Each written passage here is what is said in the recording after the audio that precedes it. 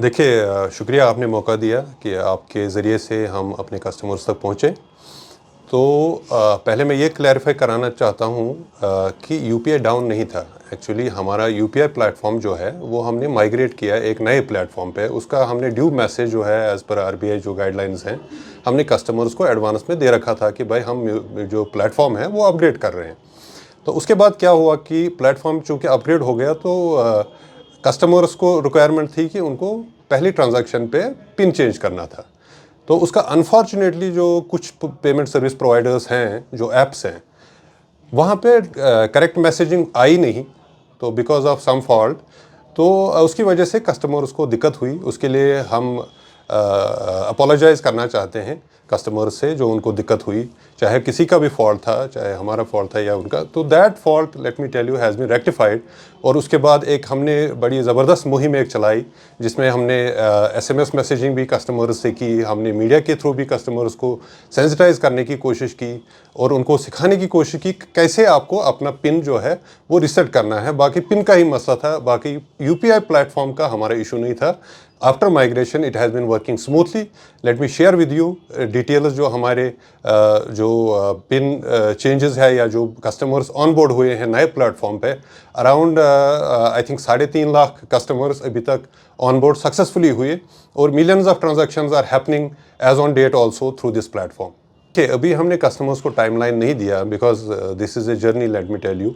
ये जो हम डिजिटल ट्रांसफॉर्मेशन लाने की कोशिश कर रहे हैं, जो कि हमारे कस्टमर्स की भी एक्सपेक्टेशन है, ख्वाहिश है, हमारा भी जो है स्ट्रैटेजी है कि लेटेस्ट टेक्नोलॉजी ड्रिवन जो सर्विसेज हैं वो हम अपने कस्टमर्स तक पहुंचा दें। तो उसी की कड़ी है कि हमने एम-पे डिलाइट प्लस लाया। पुराना प्लेटफॉर्म जो था वो बड़ा आई थिंक 10 साल पुराना प्लेटफॉर्म था, उसमें इश्यूज भी आते थे। हम वो एग्री करते हैं और हमने कस्टमर्स से अपोलोजाइज़ भी किया उसके लिए कि भाई आपको थोड़ी दिक्कत हुई। एक्सपेक्टेशंस के बियॉन्ड जो है वॉल्यूम्स जाते थे जो कि वो सस्टेन नहीं कर पाता था एट टाइम्स। तो ईद के मौके पे जैसे आपने देखा थोड़ी डिसरप्शन हो गई थी।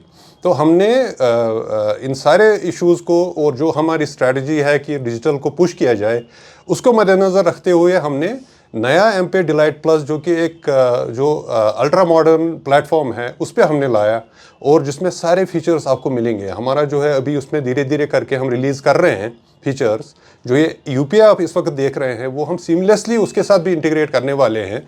सारे यूपीआई के फीचर्स आपको हमारे एम-पे डिलाइट प्लस वाली ऐप पे ही मिलेंगे, आपको अलग से यूपीआई की ऐप रखने की ज़रूरत नहीं पड़ेगी। इसी तरह बाकी जो डिजिटल सर्विसेज हैं, सारी सर्विसेज आपको इस पे मिलेंगी जो हमारा डिलाइट प्लस है। तो ये एक ही साथ में नहीं होता, मतलब इसमें धीरे धीरे करके स्टेज वाइज इसको रिलीज़ करना पड़ता है। अगर हम वेट करते तो डिले हो जाता। तो पहले हमने जो है इसको कंसर्न जो हमारा कभी कभी पेमेंट्स फेलियर हो रही थे उसको एड्रेस करने के लिए हमने प्लस लाया।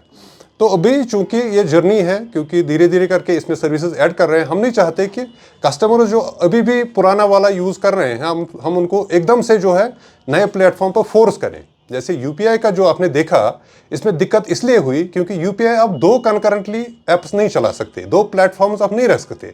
आपको यूपीआई जो सर्विसेज हैं वो एनपीसीआई के थ्रू देनी पड़ती है। तो एनपीसीआई एक ही प्लेटफॉर्म पर बैंक जो है अलाउ करता है।